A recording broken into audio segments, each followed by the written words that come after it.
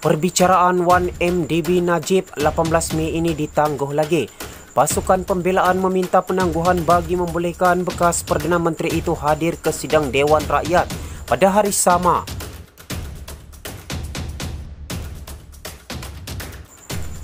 Perbicaraan tuduhan rasuah dan pengubahan wang haram dana 1MDB bernilai RM2.28 bilion terhadap bekas Perdana Menteri Najib Razak yang dijadual pada 18 ini ditangguh sekali lagi.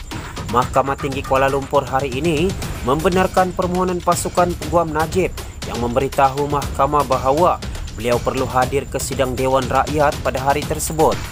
Perkara itu disahkan peguamnya Muhammad Farhan Muhammad Syafi'i menerusi pesanan teks kepada Malaysia Kini.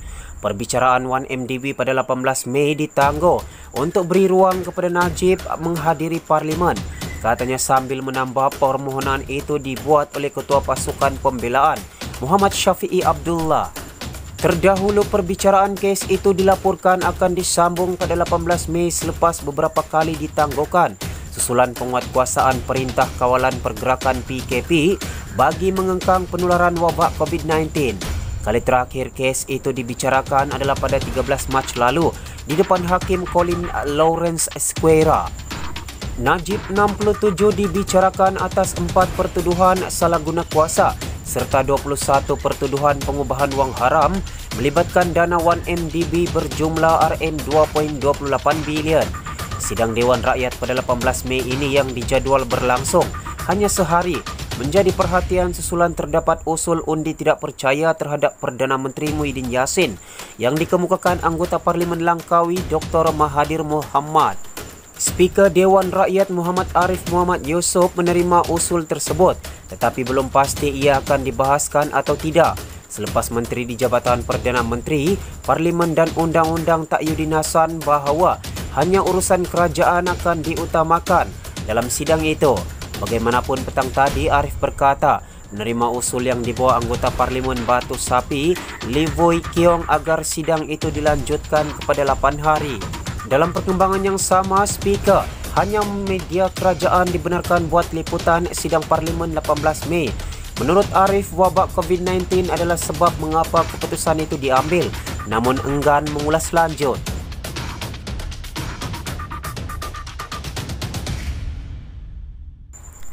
Hanya organisasi media milik kerajaan dibenarkan memasuki bangunan Parlimen bagi membuat liputan persidangan Dewan Rakyat pada 18 Mei ini.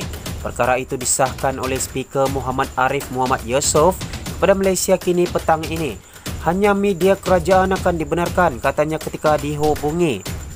Arahan itu terpakai untuk petugas media, sama ada di dalam maupun di luar ruang Dewan Rakyat. Menurut Arif, wabak COVID-19 adalah sebab mengapa keputusan itu diambil, namun enggan mengulas lanjut. Beliau berkata persidangan itu akan disiarkan secara langsung. Awal hari ini, Menteri di Jabatan Perdana Menteri Takyudin Hasan berkata akses media ke persidangan itu hanya akan dihadkan kepada RTM dan bernama di bawah arahan Arif. Persidangan pada 18 ini merupakan kali pertama diadakan sejak langkah Sheraton yang mencetuskan perubahan kerajaan dari Pakatan Harapan kepada Perikatan Nasional. Kerajaan merancang untuk membentangkan 4 usul dan 2 rang undang-undang semasa persidangan selama sehari itu. PH menuntut agar persidangan itu dilanjutkan, namun kerajaan PN berpendapat ia boleh menimbulkan risiko penularan wabak COVID-19. Sementara itu, bekas Perdana Menteri Tun Dr. Mahathir Mohamad telah memfailkan usul tidak percaya terhadap Perdana Menteri Muhyiddin Yassin. Takyudin hari ini berkata hanya urusan kerajaan akan diutamakan dalam persidangan itu dan ini mungkin akan menyebabkan usul anggota Parlimen Langkawi tidak akan terlaksana. Kita ke perkongsian berita yang terakhir. Perdana Menteri jumpa PN Johor. Ketua Bersatu Negeri kata masalah selesai. Selain Mazlan, mereka yang berada dalam pertemuan itu termasuklah Menteri Besar Johor, Hasni Muhammad serta pendahulunya Osman Sapian dan Syahrudin Jamal.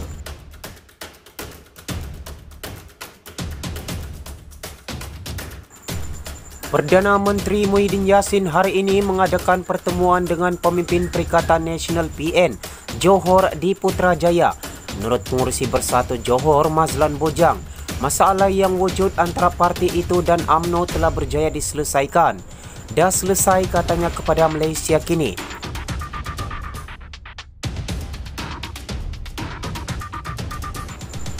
Menurut sumber, selain Mazlan, pemimpin yang hadir dalam pertemuan itu termasuklah Menteri Besar Johor, Hasni Muhammad dan dua bekas penyandangnya, Osman Sapian dan Sarudin Jamal. Selain itu, ia turut dihadiri Samsul Bari Jamli dari UMNO. Pertemuan pada tengah hari itu dikatakan berlangsung selama sejam. Bersatu sebelum ini mendakwa UMNO meminggirkan mereka dalam soal pelantikan jawatan syarikat berkaitan kerajaan GLC dan kerajaan tempatan. Mazlan berkata, beberapa perkara seperti isu perlantikan ahli majlis merupakan salah faham kerana ahli majlis dari Bersatu tetap dikekalkan jawatan mereka apabila PN mengambil ahli kerajaan negeri daripada Pakatan Harapan PH. Bila ahli majlis UMNO angkat sumpah adalah yang buat cerita, katanya. Difahamkan Bersatu meminta 40% kerusi majlis tempatan dan perkara itu akan dipenuhi. Malaysia Kini telah menghubungi Hasni untuk mendapatkan respons daripada UMNO sendiri. Sementara itu, satu lagi sumber daripada Bersatu berkata, Menteri Besar mesti mencari penyelesaian menang-menang bagi memastikan kestabilan kerajaan negeri di Johor. Sumber itu menambah rasa tidak puas hati terhadap situasi politik di Johor. Itu berpunca daripada akar umbi dan bukanlah agenda pemimpin-pemimpin tertentu. Ditanya sama ada perkara itu boleh diselesaikan menjelang persidangan Dewan Undangan Negeri pada 14 Mei ini, Mazlan berkata ia bukanlah masalah besar sangat.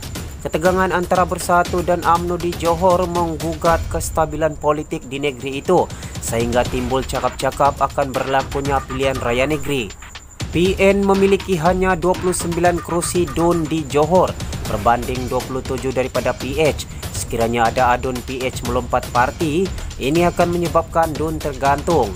Selain ketegangan antara parti Bersatu sendiri, berdepan konflik antara penyokong Muhyiddin dan kumpulan yang menyokong Dr. Mahathir Mohamad serta PH. Semua sumber berita dipetik dari Malaysia Kini Online. Terima kasih kerana anda tidak jemu-jemu menyokong perkembangan channel ini. Teruskan sokongan anda dengan meng-like dan subscribe channel ini. Kongsikan juga video ini ke akaun media sosial anda seperti Facebook dan juga WhatsApp. Jika anda mempunyai sebarang komen, jangan lupa untuk tinggalkan pada ruangan komen di bawah. Pastikan komen anda tiada unsur perkauman dan sebagainya yang menyentuh sensitiviti kaum dalam Malaysia. Terima kasih.